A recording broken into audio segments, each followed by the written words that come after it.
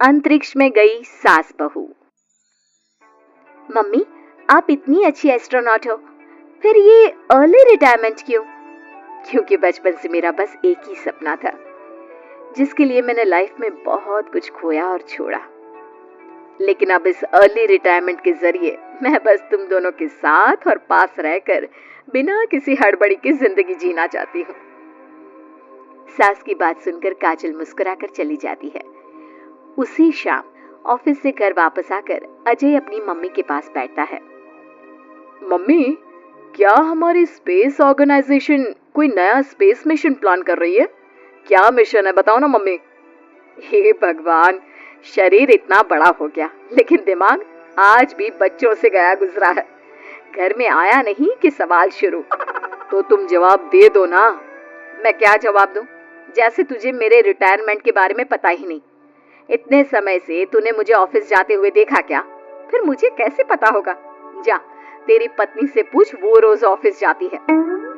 माँ की बात पर अजय आवाज लगाकर काजल को बुलाकर वही सवाल उससे भी पूछता है, पर काजल उसका कोई जवाब नहीं देती। और बोलो पत्नी से पूछने के लिए, मैडम जवाब ही नहीं दे रही। सवाल जायज हो तो जवाब मिलेगा ना, तुम्हें अच्छे से पता है। कॉन्फिडेंशियलिटी रूल्स के चलते हम किसी से भी ऑर्गेनाइजेशन और मिशन से रिलेटेड कोई बात नहीं कर सकते। वो तो पता है, लेकिन मुझसे भी छुपाने का मतलब समझ में नहीं आया।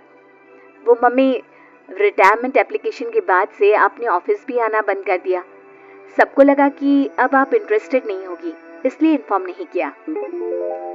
क्या तुम भी इस मिशन का हिस्सा हो? मैं ही इस मिशन की लीड साइंटिस्ट हूँ। ये हमारा अब तक का सबसे बड़ा और इम्पोर्टेंट मिशन है।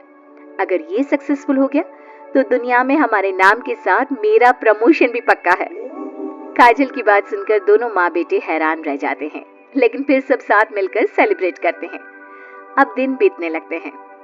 काजल स्पेस मिशन के चलते पहले से ज्यादा बिजी हो जाती है और देर तक ऑफिस में समय बिताने लगती है। कुछ समय तक इसे चुपचाप देखने के बाद एक सुबह बहू को सामने देखकर आखिरकार सास उसे टोक ही देती है। आ रही हो या जा रही हो?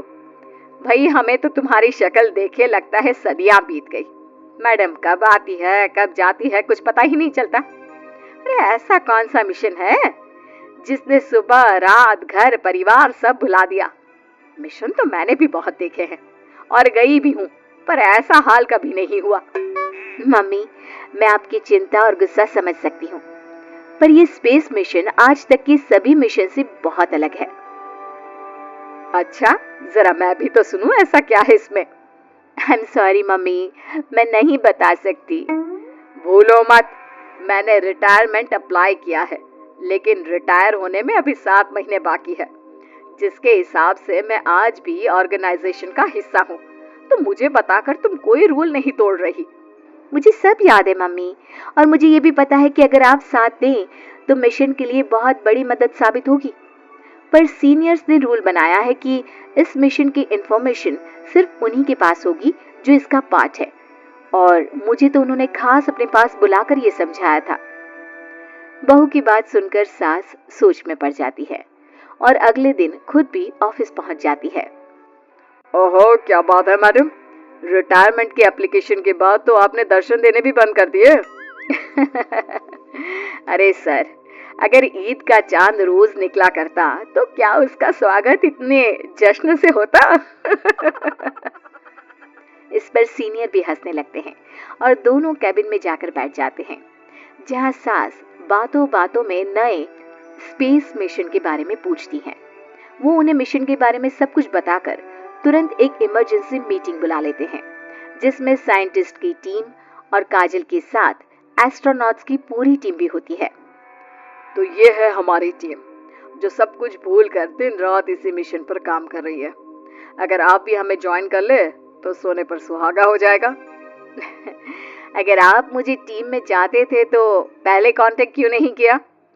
आपने स्पेस में ना जाने के फैसले के साथ डेस्क जॉब का भी इनकार कर दिया और अर्ली रिटायरमेंट के लिए अप्लाई कर दिया, और फिर पिछले 1 महीने में किसी के साथ कोई कांटेक्ट भी नहीं हुआ। इसलिए हमने सोचा शायद अब आप ब्रेक लेकर इस सब से दूर रहना चाहती हो। और इसीलिए किसी ने आपको परेशान करना सही नहीं समझा।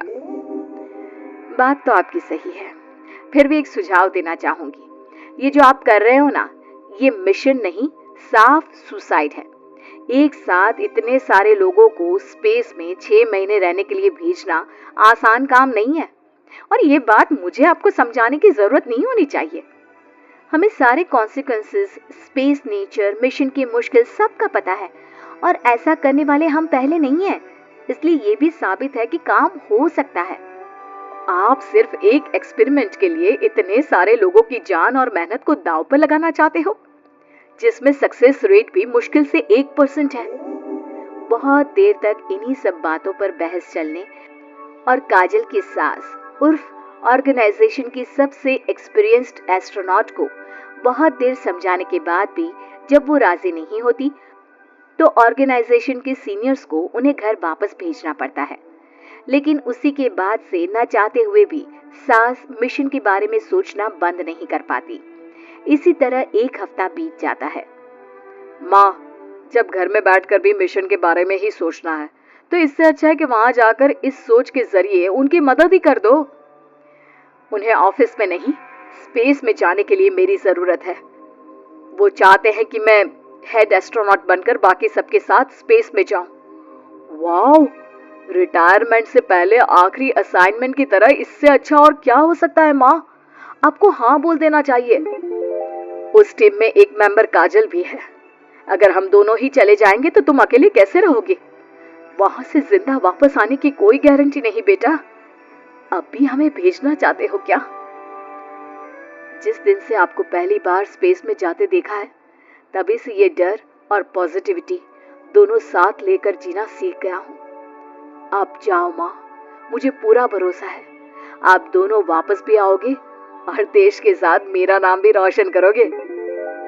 बेटी की बात सुनकर माँ के अंदर हिम्मत आती है और वो एक बार फिर स्पेस ऑर्गेनाइजेशन पहुंच जाती है, जहां उसके फैसले से सब बहुत खुश होते हैं और स्पेस मिशन की तैयारी पहले से ज्यादा जोश में शुरू हो जाती है।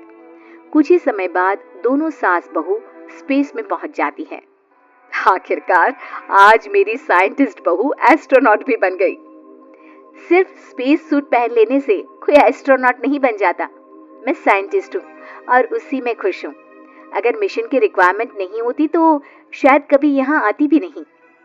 इसी तरह दिन पर दिन स्पेस की अनेक मुश्किलें और दिक्कत सहते हुए देखते ही देखते 6 महीने बीत जाते हैं और नामुमकिन को मुमकिन करके दिखाते हुए सब सही सलामत अर्थ पर वापस आ जाते हैं, जिसके बाद से दुनिया भर में ये मिशन सास बहू की अंतरिक्ष यात्रा के नाम से मशहूर हो जाता है।